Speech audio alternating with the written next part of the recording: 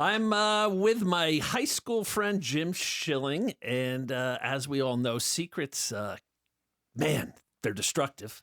And Jim had secrets from his childhood that he carried over into his young adulthood and completely derailed his life. And he's here today as a new person and a new creation and doesn't want secrets to come back and ruin his life. So he's going to share his story with us. Jimbo, welcome to the show.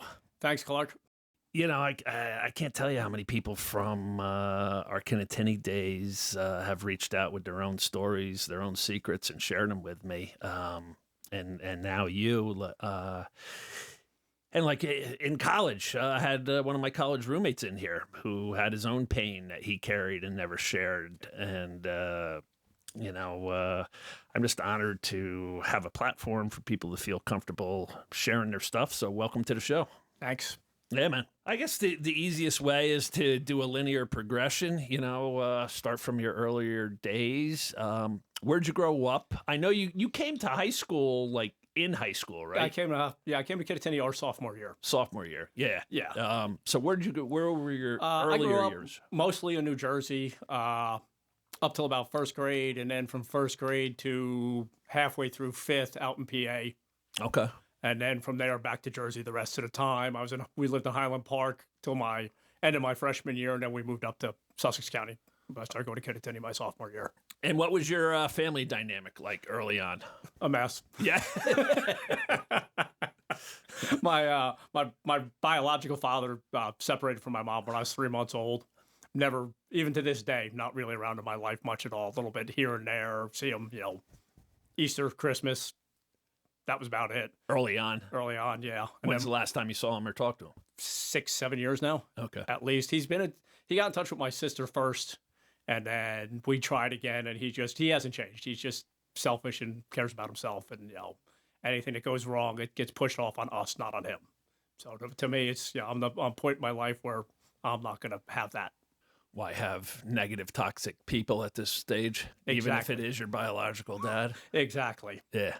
In prison, guys, I was in a group therapy class, and guys would be talking about how evil their parents were to them, and they would still be trying to protect them. And the therapist was like, no, like just because she has the name mother doesn't mean she acted like a mother. Your mother was evil and cruel to you. So you don't have to protect her. And, Exactly. So that's the realization you came to, Yeah. Not necessarily that he was evil, but he wasn't there for you. No, it is, and it's just complete abandonment, Yeah. right, what it comes down to. And then my mom remarried when I was 7 to my stepdad, and then he basically raised me the whole time. Okay. And what kind of guy was he? Looking back, he was a good guy. All right.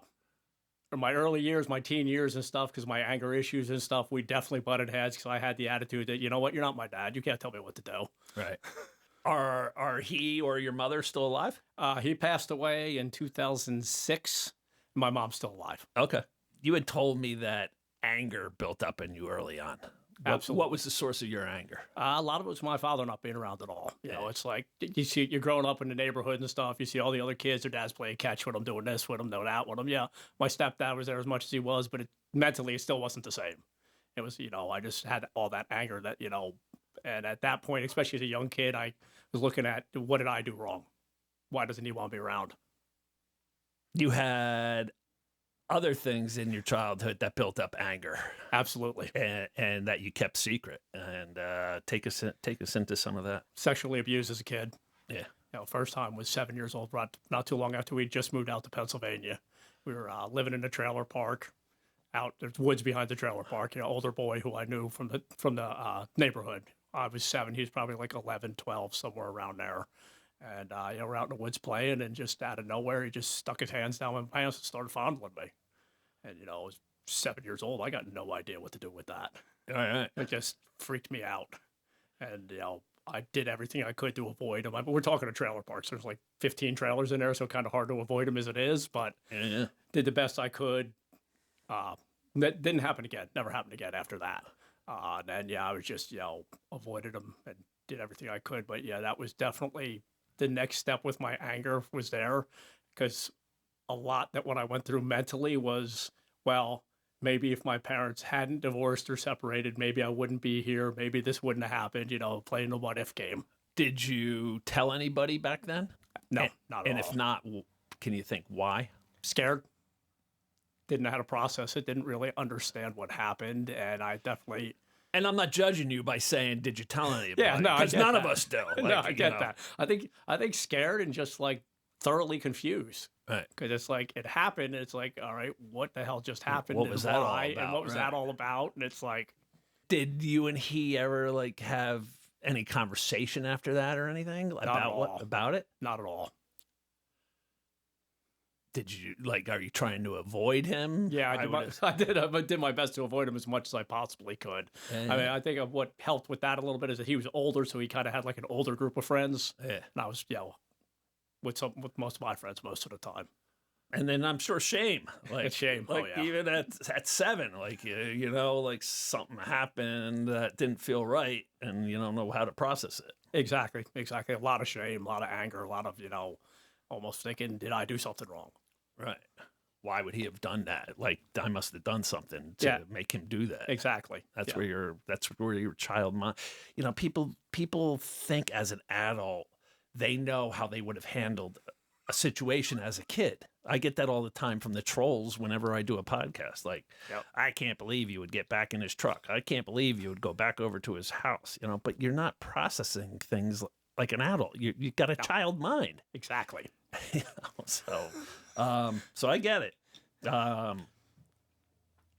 Did your anger manifest into fights? Yep. I stayed after the first day of kindergarten because there's a kid in my neighborhood, and he actually smashed my finger when I was just before we started kindergarten with a rock. So I had anger issues with my dad not being around. So first day of kindergarten, he went in to get his coat out of the coat closet. And I repeatedly slammed his head with the door. So that was the beginning of the anger popping up. Yeah. So the signs are there. Yeah. Something's signs were definitely there. And even, like I said, we were out there from first grade till halfway through 5th grade. And I got in fights with other kids in school. And it was always, just anything stupid would set me off.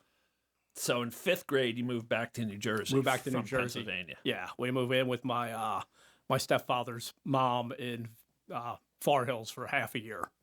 And then the other half a year, we moved over to Highland Park where we stayed for a while. And you had an interaction with a older cousin at this time that'll set the wheels in motion again. Exactly. I had an interaction with my older cousin, Johnny. He was around a lot because, with the step family being a blended family, it was, a lot of other extra cousins, things like that. And, when I was younger, before anything happened, he was always the cool cousin, big guy, like 6'5", 6'6", had long blonde hair, nice Mustang convertible, money, had girlfriends, the cool older cousin. Right. And then somebody you want to hang out with. Somebody you want to hang out with. Emulate. Exactly. Emulate, looked up to him, because his younger brother is a year younger than me. So we hung out a lot together, and he was, I want to say, 6 or 7 years older than us. So, he was always the cool older cousin, always the one we hung out with as much as we could, stuff like that. And typical like that, the older cousin, get you beer, drinks here and there, sneak a drink to you, stuff like that at family parties, things like that. And how old, what age is he? He was in his 20s. 20s? He's in his 20s. All right. He's definitely in his 20s, yeah. And then he takes you for a drive in his Corvette one day? Yeah, or Mustang. Yeah. He took me for a ride in his Mustang one day. He said, come on, we're actually at a family party at his mom's house. And we went, got beer and some other stuff, and, took me for a ride. And when we got back, he parked in front of the house and opened my pants, and that's when he started fondling me. Right back in front of the house. Right back didn't in front even of the go house. down No, dirt road? Literally across the street from his house. Wow. Broad daylight. Yeah. And then he opened his pants and made me touch him before I could get out of the car. Like I said, I was 14, so all of 100 pounds, if that. You already have secrets that you're keeping from her before. Exactly. And then what do you do with this encounter? That's what really just set me spiraling even worse. Like I said, I played around with alcohol a little bit, 12, 13 years old. And then when this happened, it just completely shot me through the woods. I mean, it was just a complete spiral because I did do drugs and things like that, but alcohol was always my go-to numbing. When you guys are pulling your pants back up, is he like, nothing happened, Jim? This is our secret. You keep quiet. Is there Exactly. anything? That was exactly it. Just you can't say anything to anybody. It's exactly what he told me. And then you guys go walking back into the party, like nothing walking back happened? into the party, and my head's spinning at 1,000 miles an hour. And it was in my family, it wasn't a big deal for a kid to have a drink. Right.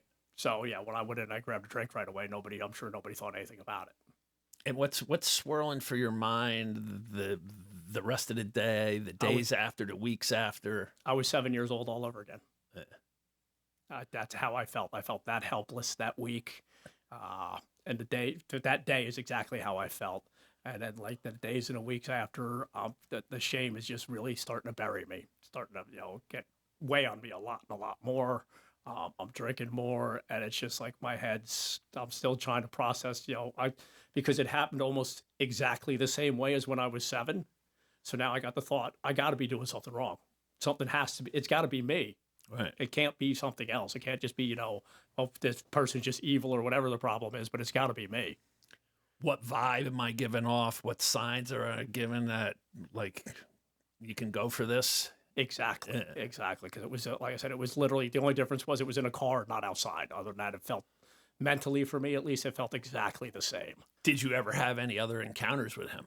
Because he was family. He was always around. He did touch me a few other times. I managed to get away from him before anything else went any deeper than that. But there's times I wonder, like, because I don't know how much I've blocked out. So what, like more family gatherings or functions? He would touch you? He tried a couple times. Yeah. And I just, luckily it was like a family function at that point. I knew I wasn't going anywhere with him. So that happened at 14-ish. Yep. And then you come to Kinnatini at what, like 14 and a half, 15. Yeah, start of our sophomore year. Sophomore year? Yep.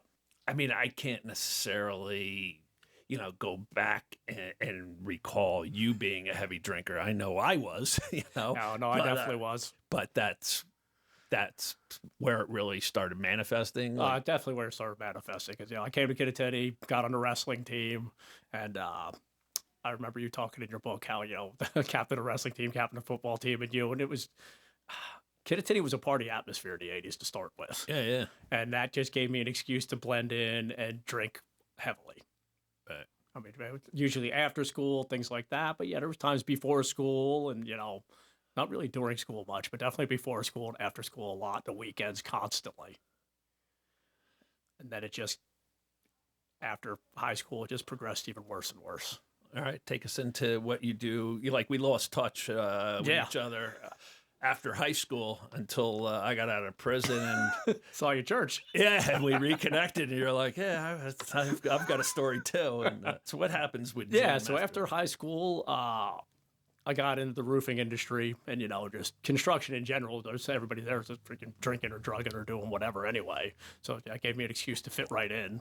And just started doing that and just got more and more out of control, where it was like, I literally, the best way I can explain it is if I started drinking, I have no off switch. There is no stopping until I either pass out or whatever happens, but there's no stopping. And then, wake up the next day and just, it's game on all over again. So yeah, that started doing that. I got with my first wife. I knew her.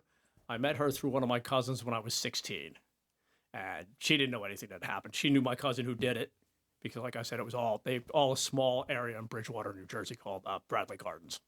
And he was from the next town over. So she knew who he was, knew all that, didn't know what happened. And then, the drinking just kept increasing and increasing. I have 2 sons with her, actually. What age did you get married? I was 26. And you're still in New Jersey this whole time? Still in New Jersey. In New Jersey, yep. Got married then, and same thing, our relationship, our relationship was on and off, on and off, on and off. I could not, if it felt like I was getting too comfortable, I couldn't handle it. Something had to change. Push her away, she'd push me away. Most of the time she'd push me away because my drinking wouldn't stop.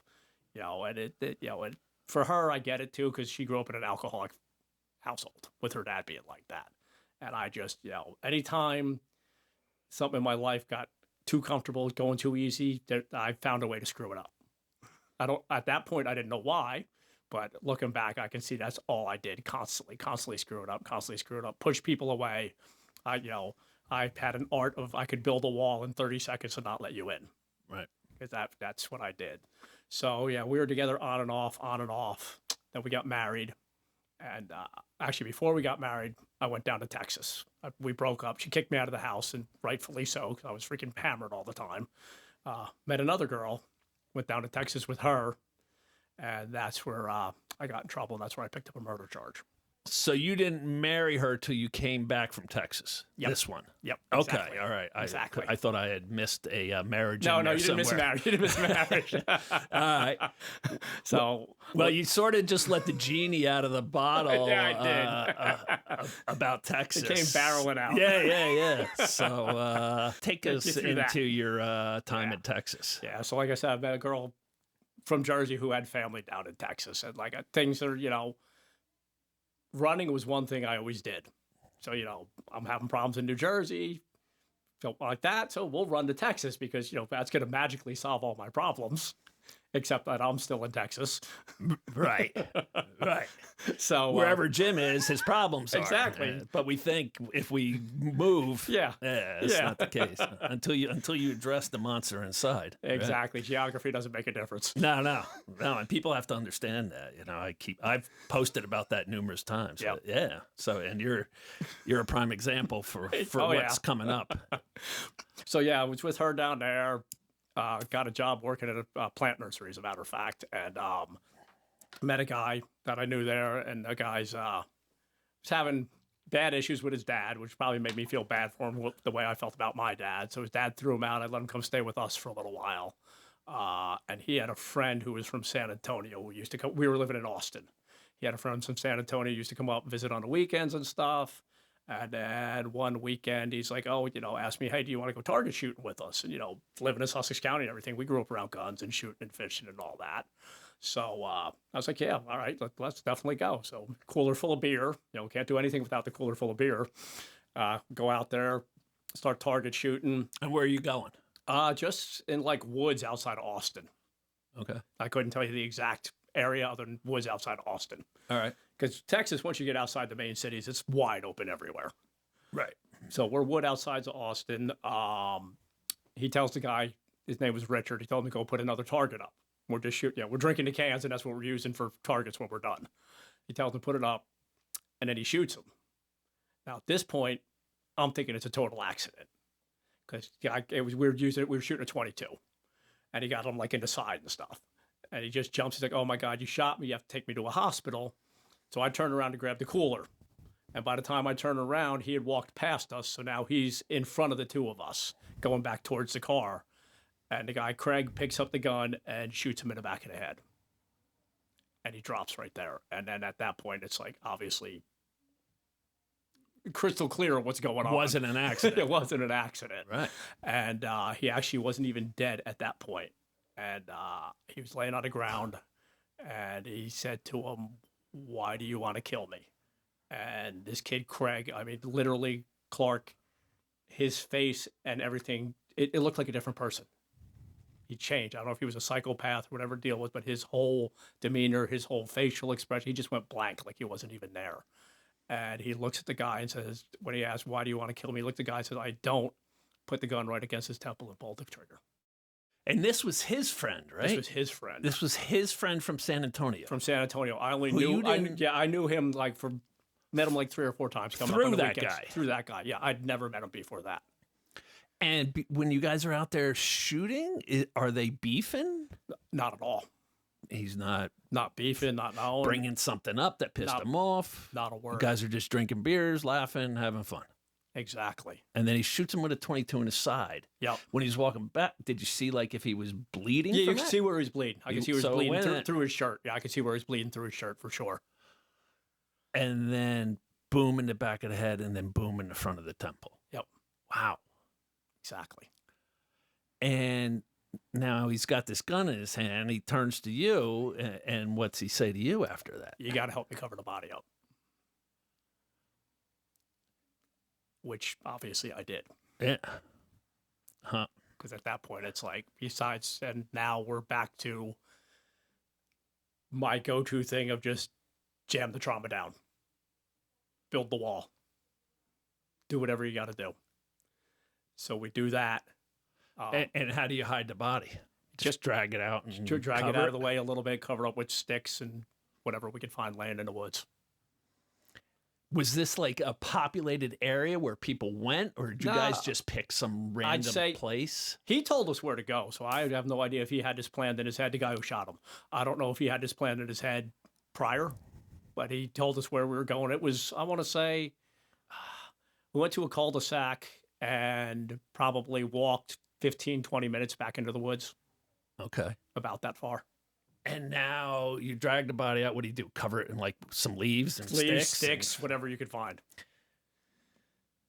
And when you guys, now, are you guys in separate vehicles or the same vehicle? Same car. Same car. The guy who got killed. And he's living with you, right? The guy who got killed, his car. At this point, he had moved out, but right next door. Moved out of my apartment into an apartment with another girl. You're in the guy from San Antonio's who just got killed's car. Yes. So now, like, all sorts of evidence is in that. Yep. So you guys drive back in that. Yep. And what's like the car ride back, or right after you hide the body? Like what dead, is being dead said? Silence, not a word. I don't know if I could have spoke if I wanted to. Did you ever say like, what the F was that, bro? Not at all. Because I think right after it happened, he moved out of his girlfriend's house, and I didn't see him again until we were going to court. So when you drive back, not really, you can't recall anything being said. Not at all. Which I understand, because driving back with my co-defendant, nothing was said other than, I said I'm bleeding heavily. I got to, do something about my hand. Yeah. But we're not talking. And so when you get back, like, does he say something before you part? Doesn't say a word. Drops me off, and I just went into my apartment that we were renting. He drove? He drove. He drove. And do you know what he's going to do with the car? He actually tried to sell it. Tried to sell it. That's how he got caught. He kept it for a while. From what I found that out, obviously, after I got arrested. So you get back to your apartment, and when you get in there, what's your thought process? My thought process is like, first, did this really happen? I've been drinking all day. Am I hallucinating? Am I imagining things? Then I finally realized, all right, no, this did really happen. And then the alcohol just started getting pounded, even worse. And it got to the point where it was like, the only way for me to process it and keep any kind of mental stability is I just jammed it all the way down like it didn't happen. As crazy as that sounds. People listening to this are going to be like, once you were safe back in your apartment, why didn't you call the cops? Because my go-to thing has always been run. Bury trauma. Bury and put run. up a wall. And run. And run. Yep, absolutely. And you ran back to New Jersey. I ran back to New Jersey. And I have had people ask me, why didn't you say something? And my answer to them normally is, until you see someone's brains blown out in cold blood, you have no idea what you're going to do. I mean, maybe it was the first trauma I ever experienced. I may have reacted differently. I honestly don't have an answer for that. Right. Other than that was just my go-to. Yep. And then I moved back to New Jersey, got the hell out of there. And that's when I got married. So my first wife. So the woman the mama that I ran away from to start with. Right. Yes. You hook back up with her when you come back to Jersey? Hooked back up with her when I came back to New Jersey. We finally got married. And now the other genie will come out of the bottle. We took our honeymoon down to the Bahamas on a cruise. Came back from the cruise at Port of Miami and promptly got arrested for murder. You literally step off the cruise. No, they got me on the ship. On the ship? They came on the ship and got me. When you docked in Miami? When we docked back in Miami. So before anybody gets off. Yep. They come on. They come on. And who came and got you? Was it Customs? Customs? Customs came and got me at the port, because it's a port, so Customs has to do it. Then I got transferred over to Miami-Dade County Jail. Are you instantly knowing what this is for? I pretty much had a good idea. And what is your wife saying as they come on the boat and handcuff you? They wouldn't even say a word to her because when we'd gone back, because you dock, you have like a little meeting at, they call you, you have a meeting when you're getting ready to dock saying, okay, here's what you got to go through. Here's where your baggage is going to be. Because at that point, going in and out of the Bahamas wasn't truly, you could still use just a license. You didn't need a passport or anything back then. This was pre 9/11. So they just tell you, hey, your baggage is going to be here, this and that. When you get back, the bus will take you to the airport, just that. So then we go back to our room, and they must have been waiting in the hallway because literally as soon as we opened the door to our room, like 5 or 6 agents come rushing in and just throw me against the wall and handcuff me. And she's there freaking out, which I can completely understand because she had no idea. Of course. Nobody had any idea. Right. So then I got arrested and off to Miami-Dade County Jail. And then what happens from there? Now, that's where they start interviewing me, ask me what happened, this and that. And I start telling my story. Hey, look, I was there when it happened. I didn't pull the trigger. I didn't know it was going to happen. And they're like, look, we're just getting general information because Texas is going to come get you. So, and at that point, my parents, their attorney knew an attorney down in Miami. So he came and talked to me and told me, look, he said, yep, it's within your right to fight extradition, but you're going to lose. So don't waste your time. So now when you initially got interviewed, you told them what happened? Exactly what just happened. Did this lawyer say you shouldn't have said anything? He's like, yeah, you probably might have kept your mouth shut, but Right. The lawyer even told me, he says, I don't know what they have on you or what they don't. He said, I'm not your attorney. I can't get discovery. I can't get all that stuff. I'm your bail attorney basically at this point. So how did you said it all unraveled from him trying to sell that car? Yep, that's what I was told when we started. When I got an attorney in Texas after the charges were filed, and he started going through discovery and everything. That's when I found out about that. It's how they got him. How they got him. Yep. And when they got him right away, he told them I was there. Don't ask me why, but that's what happened. So then I was out on bail close to a year. Oh, you got out on bail? Yeah, the original charge was capital murder because there was a car involved. And what was your bail, if you don't mind me asking? That's where Texas is weird. Okay, so I have a capital murder charge. Yeah. My bail was $50,000. Wow. That's what I said. Yeah. And my parents signed up their house and all that. So you're not going to screw your parents over. So I wasn't going to do anything like that. But yeah, I was out on bail for close to a year. Went back a couple times for pre-trial hearings, stuff like that, all that normal stuff. And then my attorney called me one time. He's like, he said, I think they're going to offer you 10 years. I said, all right, let's go with it then. We can do that. And then I want to say maybe a day later, he called me back. He says, that's completely off the table because the victim's family said no. So then I wound up going down there and meeting with them. And I wound up getting a 40-year sentence. How are you here today then? Like, what is it a 40? Because Texas is a revolving door, their prison system. So Texas has two different kinds of sentences. One's called aggravated, one's called non-aggravated. Now, aggravated, you have to do, at that point, we're talking 30 years ago when I was in prison. So 30 years ago with aggravated, you were doing approximately 50% of your sentence before you'd come up for parole. With non-aggravated, I had a 40-year sentence. I was literally eligible for parole in 18 months. Because that's their laws. And the thing with Texas is, even though I didn't pull the trigger, I didn't do anything, Texas law is written, you're there, you don't report it, you get charged with murder, just like the person who actually committed the murder. Now, you got a non-aggravated. Yes. Did the co-defendant get it aggravated? He got an aggravated, and from what I remember, I think he got 50. 50 aggravated. Yep. Do you know if he's, like, it's been 30 years, 25, he would have been eligible? He might be out. Yeah, he might be out. It's possible. Never kept track of it. Never kept track of it. I saw him when I was in county jail because I hadn't taken my plea bargain yet. So they didn't know if it was going to trial or plea bargain. So obviously they brought him back from prison in case he was going to testify, in case it went that far. Did he ever give a motive for why he did it? No, but there were rumors. He never, let's put it this way, it never wound up in court papers. But my attorney said there were rumors he heard that there was like some kind of like homosexual relationship that went bad. Now, I never saw anything like that. I'm not saying it couldn't be true. I personally never saw it. Right. But that's what one of your attorneys said. That's what my attorney said, that he heard through the grapevine and this and that. So you sign a 40. Yep. Not knowing how much of that 40 No you'll clue. do. No clue. My attorney's like, oh, you could be out in 18 months. It's like, all right, I know nothing about this. It's like, I'm in Texas. I'm completely out of everything. So For that year that you were bailed out, like, are you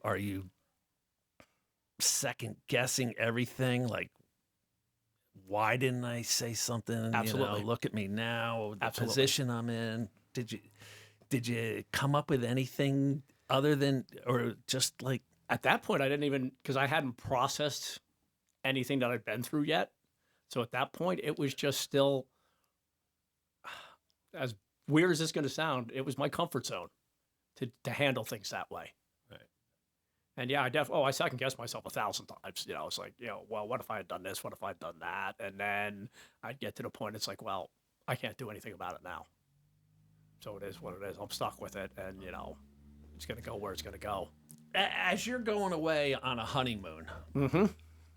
are you like inside? Like, I would imagine, like, you got to have this tornado like swirling in you. Like are you like feeling like the hammer's going to drop at any time? You're like, there's no way I can get away with this forever. Subconsciously, I would definitely say yes. Consciously, no, but subconsciously, definitely yes, because it was one of the things when when I was in the Miami Police Department and they're interviewing me, and the guy said something.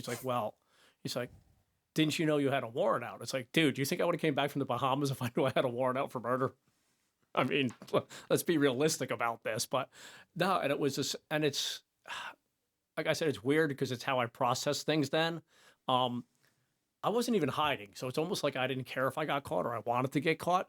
I mean, I was working, I was paying taxes, I was registered to vote. And you're leaving the country and coming back in the country. I'm leaving the country and coming back into country. So it's not, I'm looking at it now, from my viewpoint now, I think, in a way I was hoping to get caught and maybe get some release. What happened with that marriage? So you get arrested for murder on your honeymoon. What does, once it finally comes out to her? It came out to her. And we actually stayed together for a little while I was first out on bail. And then when I took the plea bargain, and probably about 6 months into the sentence, that's when it was it. And I didn't expect it to last at all anyway. Did you tell her, like, move on, or did she say, look, I got to move on? I mean, I had said something to her in the beginning. She said, no. And then it got to the point, it's like, just. What are we doing here? What are we doing? And, and she has bipolar disorder and problems as well. So, I mean, it got to the point where she'd be, one week I'd get a letter saying, I love you, I'm going to be with you forever. Next week it got, I'm going to dump you. And it just got to the point where we're both of us, it was like, this just needs to end. And you know what? If I see you when I get out and we can talk to each other, fine. But if not, it is what it is at this point. So you go shipped off to Texas prison. Shipped off to the prison system, yep. What's the Texas prison system like? So when I first went in, because Texas at that point was so crowded, they had, like I said, this was 30 years ago. I don't know what they're like now. They had over 100 different prison units in the state of Texas at that point. And they had what was called transfer facilities. So you would go to it. That's where I spent first year and a half in what's called transfer facilities. So you're basically, it's almost like a glorified county jail.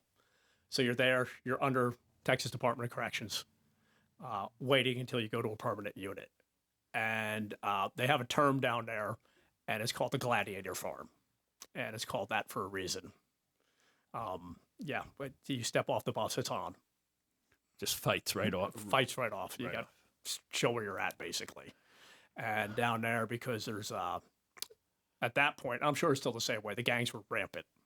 You had the Mexican Mafia, you had the Texas Syndicate, the Aryan Brotherhood, Aryan Nation, Crips, Bloods, and whatever else was rolling in there. So, and you were also, everybody had to have a job. So when you first get there, your job is literally working in the fields. So you're picking food, you're picking cotton, you're all that. Wow. That was still going on, huh? That was still going on. And like I told you when we talked on the phone, the people who were old enough like us would understand this. It was like the movie Cool Hand Luke. Yeah. There's literally a guy on a horse with a gun with the dark shades. Wow. And are you getting proposition to join a gang when you're in there? Yeah, it was brought up because I was younger. I wasn't even 30 yet when I went to prison. So it got brought up, and it was like, yeah, that's one thing I was actually probably the only smart decision I made at that age. It's like, yeah, no, I'm not getting caught up in all that because it's, I'm doing my time. I'm not about, you're not going to tell me how I'm going to do my time. They would let you. Yeah, I mean, basically, if they saw you were stand up, now if something happened, which it did from time to time, if something happened interracially, whites against Mexicans or whatever, yeah, well, then you had to be there with the whites. Now, you weren't part of the gang, but it was expected that you stand your ground at least. Drugs, alcohol in there? I drank in there. I didn't do any drugs. But it's making the prison hooch? There's prison hooch in everybody's toilet. And then once you get out of the transfer facility and you go to a regular unit, there wasn't so much the alcohol in the transfer facilities because everything was wide open. It was a dorm. I mean, the drugs were there because, and it's funny because I told my wife Diane this. Paul Harvey said it when I was down there. If you want to see the most crooked people in the prison system, stand outside during shift change. Because we're not going out and buying anything. Right. So, there was drugs in the transfer facility. Once I got to the regular units, then there was a prison hooch. There were dudes like shooting dope. There was, everything going on. And that was that was definitely added to my next trauma, the stuff I saw while I was in prison as well. Because there was one guy, his wife cheated on him, and he couldn't handle it. He literally took out a knife, cut out his testicle, and threw it on the run in front of his cell. That'll show her. Yeah, that'll show her. Right. I mean, I saw people hanging in their cells.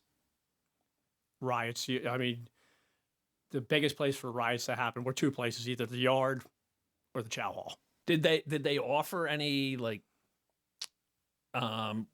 and not necessarily even for you, but did they offer like GED classes, college classes, work, get a trade, therapy, any of that stuff, AAs? Yeah, they did college classes, trades. AA was kind of sporadic, and at that point, I wasn't going to it anyway. At that point, therapy, and it's horrible as this sounds, the only people who got therapy while I was there was the child molesters. And when I was in prison, the only ones who didn't get therapy were the child molesters. Yeah. I mean, they got therapy, and they still have the highest recidivism rate at any charge. Right. And there was they were in there. We know who that, because Texas, I'm not sure how Jersey does it, but the Texas prison system, the inmates do all the paperwork. So everybody knows what everybody's in there for. There's no question whatsoever. And the child molester as well. They weren't looked well upon, and the guards didn't care about what happened to them either. The guards had turned their back. Right. So you end up out of a 40-year sentence doing 9 years. Did 9 years. Yep. Right. Yep. And what do you do when you get out? Like, do you stay in Texas? Do you Came straight home. Yeah. Came straight home. I had nothing in Texas. So, and we had actually I talked to some people when I was getting ready to parole, and my parents had gotten in touch with them because they hired a parole attorney the first couple times I came up for parole. I came up 4 times before I finally got granted parole. So he actually told us, look, when he paroles, make sure he paroles straight to the state of New Jersey. If he gets in Texas, he's going to get hung up in the system. It could take him a year before he can come home. And at that point, I would have been living in halfway houses and all that. So, I came straight home to my parents' house at that point. So you're like late 30s now? Mm-hmm. Still drinking? Still drinking. I mean, when I first came home, no, because I was on parole, and it's like, all right, getting a little nervous. Don't want to do anything, at first when you first come home. How long was your parole?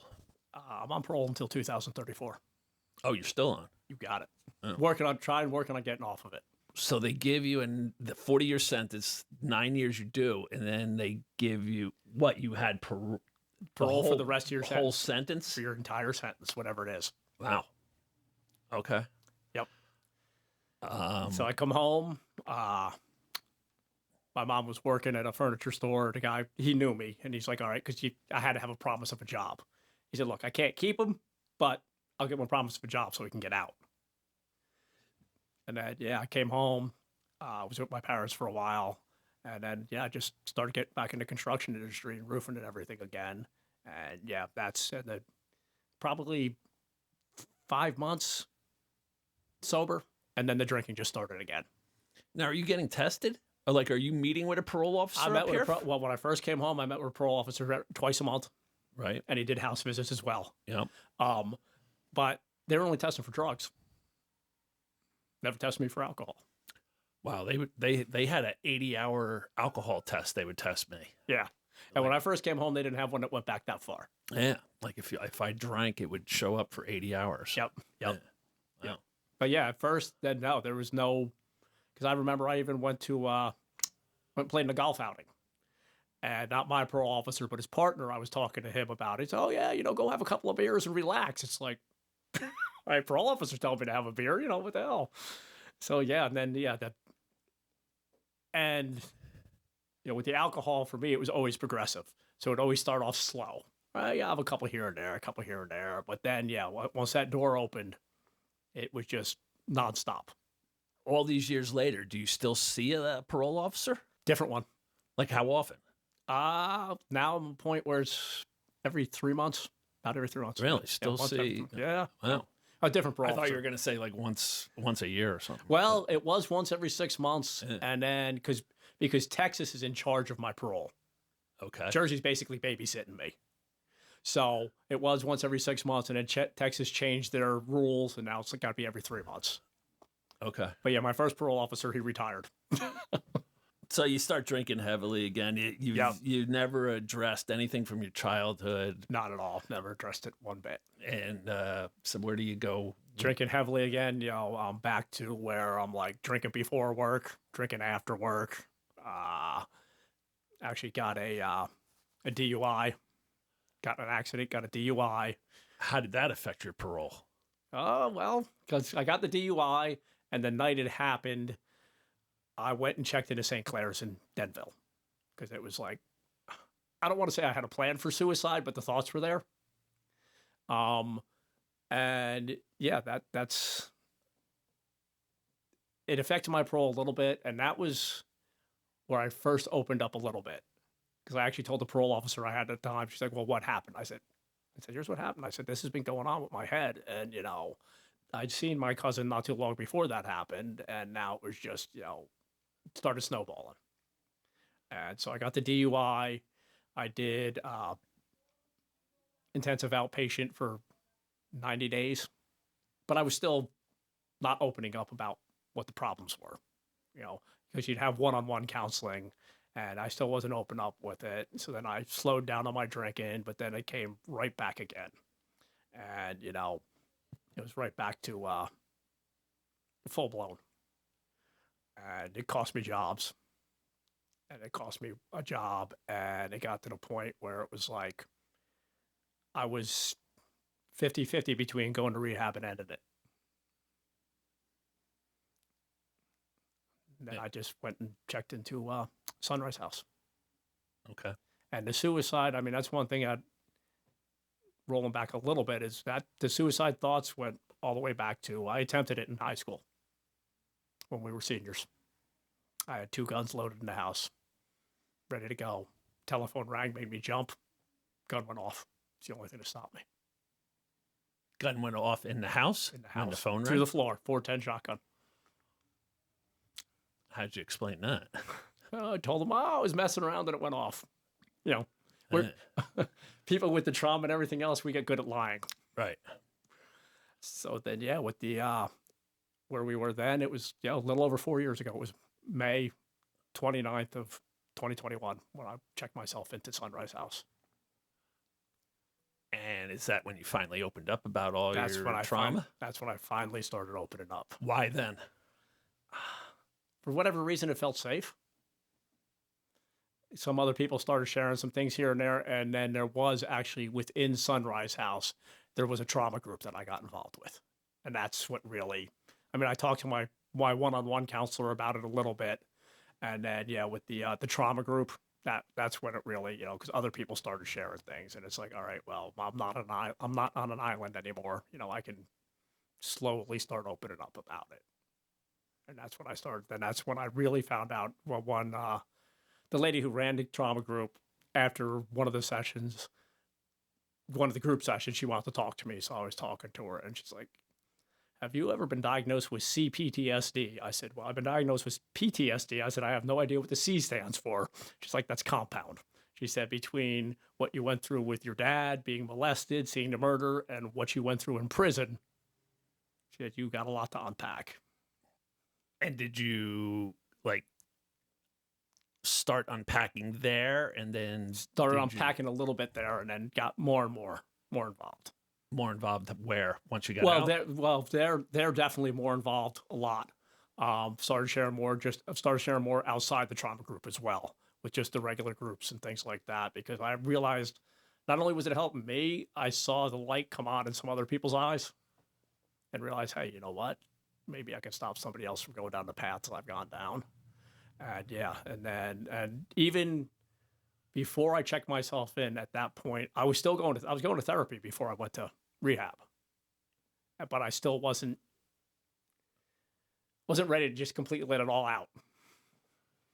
And that's, once I got to the point where, I mean, I literally, just before I went into rehab, and my wife, God bless her, my wife Diane now, put up with everything I put her through and still stuck with me. And that was, it's such a blessing from God on that one, because I wouldn't have stuck around for me, Right. honestly. And at the point just before I went in, it was like I literally had a dog choker chain and it was going to hang myself. And it's like, all right, well, it's going to be one or the other. And she drove me to Sunrise House. I checked myself in, spent 30 days there, and then came out and did IOP. And what made the difference for me was Sunrise House was somebody finally sat down and explained to me, you need to address the mental part. You can rewire your brain. It will get better, but you need to address it.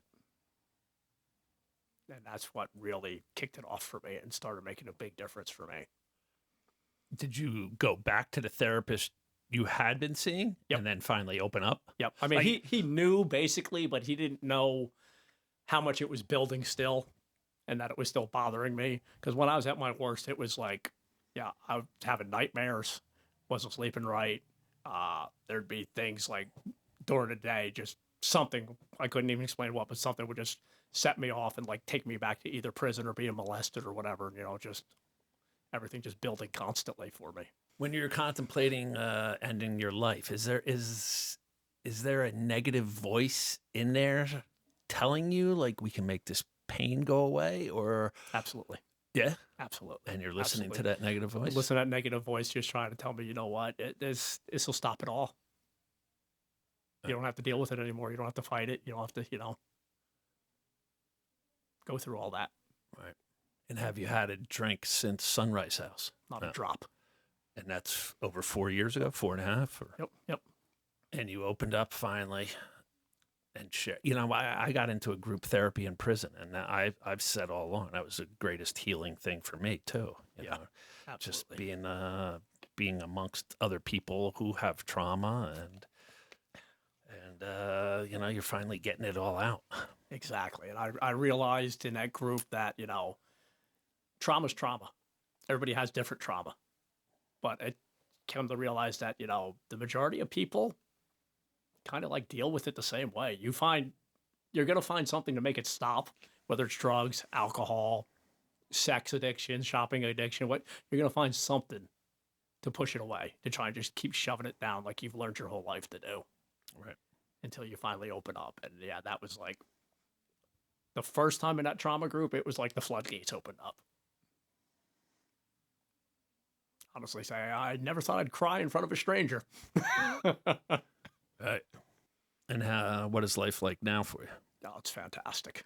It is it's changed so much. I mean, I got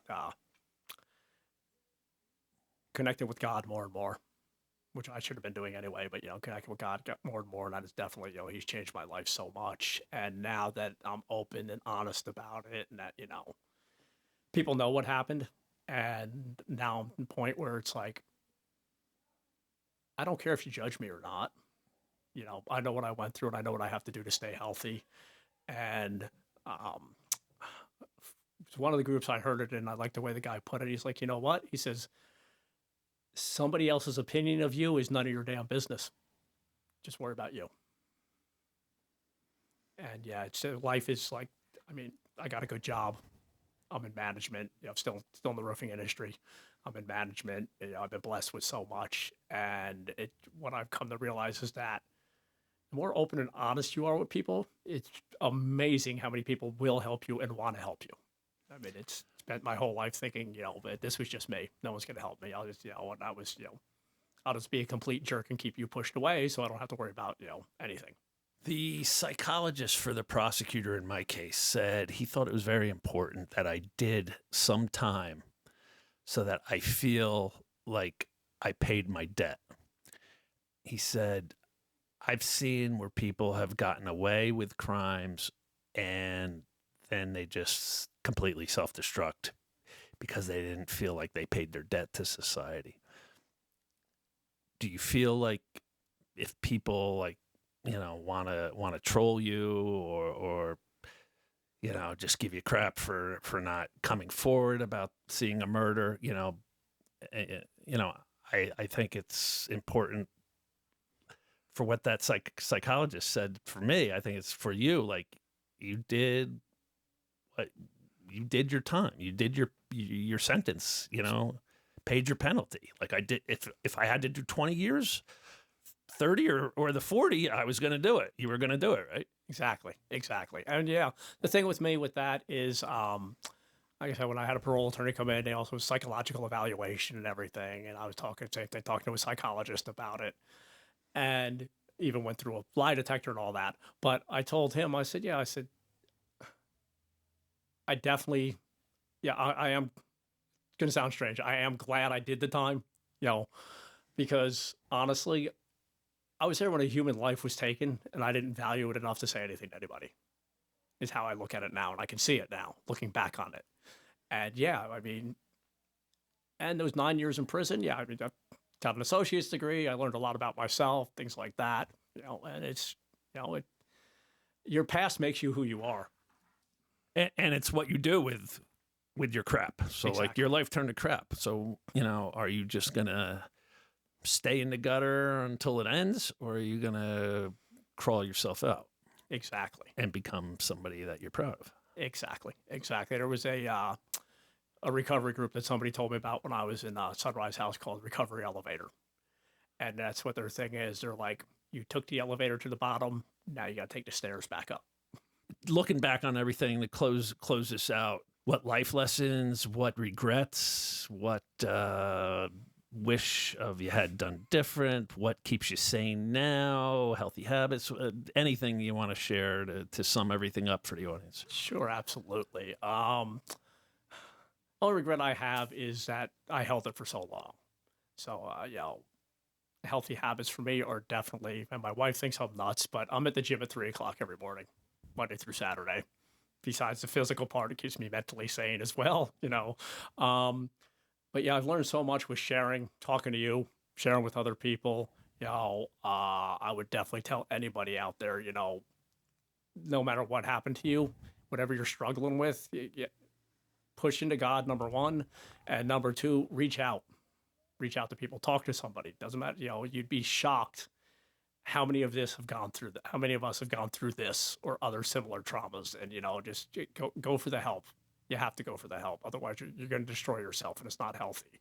You know, I look at what I lost, but I also look at what I've gained. I've gained so much more since I've been open and honest about everything. And even though I lost some things, but yeah, I've gained so much more. I'm blessed with so much, with a beautiful wife who loves me and stands by me through everything. I got children, stepchildren. I got 6 grandkids. So, I mean, I wouldn't, if I had listened to that dark voice and ended it, I wouldn't be enjoying any of this. So get the help. Thanks, Jim. There you have it, everybody. Secrets. We think we can bury our trauma and just keep secrets, but I'm telling you, it'll come out at some point in life, and it's not going to come out in a good way. Don't hold secrets in. See you next week.